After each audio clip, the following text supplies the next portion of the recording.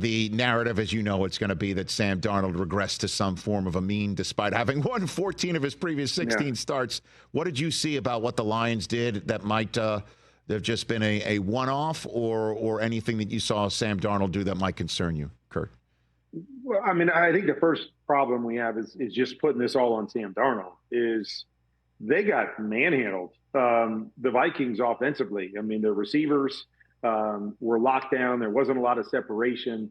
You know, I wasn't a fan of some of the play calling, even though I think Kevin O'Connell always does a great job. But I think at times it fed into what the Lions were doing, playing, press man and things they were doing in the red zone.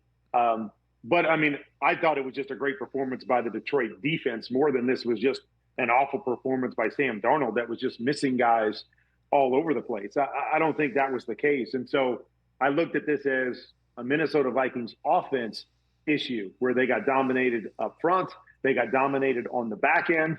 Sam didn't play great, but I don't think there was a lot of easy opportunities out there either that most guys in the league or even the better quarterbacks in the league are going into that situation and having a great game with what Detroit did to him. So to me, I'm tipping my hat more to Detroit than I'm looking at Sam Darnold or the Minnesota Vikings and saying, oh man, move on to next year because you guys aren't good enough. I don't think that was the case. I mean, and to a man, all of us sitting on the set of NFL Game Day Morning on Sunday, I even verbalized it to point blank to you and Gerald and Mooch, like, hey, so is the narrative that the Lions are going to have to win every game 40-30 and make a defensive stop here or there? And they hold the Vikings to the season low 9 points using the guys that they have. And it's kind of scary for the rest of the NFC, I'd imagine, with what we saw on Sunday night. Kurt? No doubt. I mean, I thought they won the trenches on both sides. And that to me is, for defenses, that's really where it starts, right? It doesn't really matter how good your back end is. If your front end can't win and can't, win that battle, whether it's in the run game or even getting pressure on a quarterback, you're going to struggle on the back end. And that to me was what was so impressive is I thought the front of the Detroit Lions, we've talked about injuries there and obviously Aiden Hutchinson, you're seeing him, all of that stuff. They dominated in the trenches on both sides of the ball. And that to me, when I look at the NFC, I say to myself, is the team that can do that is going to be the team, in my opinion, that's going to come out of the NFC. And so I think we look at Philly and we look at Detroit and say those are the two best teams in terms of controlling the line of scrimmage. And then the explosiveness of the Lions on top of that. So, yeah, I think seeing that game, knowing, kind of where Detroit is and watching them dominate the Vikings like they did, I think you're right. I think everybody in the NFC is like, oh, we thought maybe they were going to be knocked back and we were going to be kind of in the mix. Lions to me are the team to beat right now because of the way they showed up physically and won that game last night. Is there anything that the Lions may have blueprinted for the Rams? An interesting comment that a live mic picked up when the coaches met at midfield last night. Tirico mentioned it, and I'm sure the Rams will maybe bulletin board it a little bit, saying, I'll see you in 2 weeks.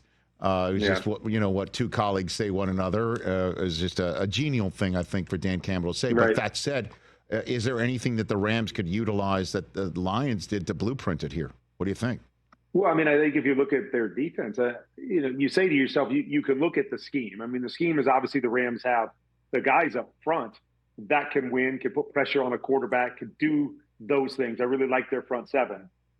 To me, the key in this game was the back end being able to physically attack the receivers of Minnesota and, not give them space and not let them run free in the secondary. And so the question becomes, do the Rams have the secondary players that can play man-to-man, that can get physical with a Justin Jefferson and really mess up that timing to go along with the front being able to get after to Sam Darnold? I'm not sure they have those guys. So it will be interesting to see what their plan is. But I thought Detroit, they've been a man team all year, so they've never shied away from it. They're confident in their man, and that's what they did. They played a lot of man-to-man coverage, and they got up in their face and physically, kind of manhandled those receivers.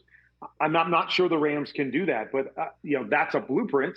to make it harder on Sam Darnold, to not let Justin Jefferson just have, free reign with 10 or 15 yards of free space to be able to do what he does. It's just a matter of, and I talk about all the time, right? Matchups become so important come playoff time. And, do you have the right matchup against the opponent that you have to go and do what you think you need to do to beat them? But let's also remember, Rams have already beat them, right? I mean, that was one of the things. The Rams have already beat them this year. It's one of the teams that beat Minnesota. So I don't think they're afraid of this team by any means. Catch the Rich Eisen Show every single day on the Roku channel, 12 to 3 Eastern, for free.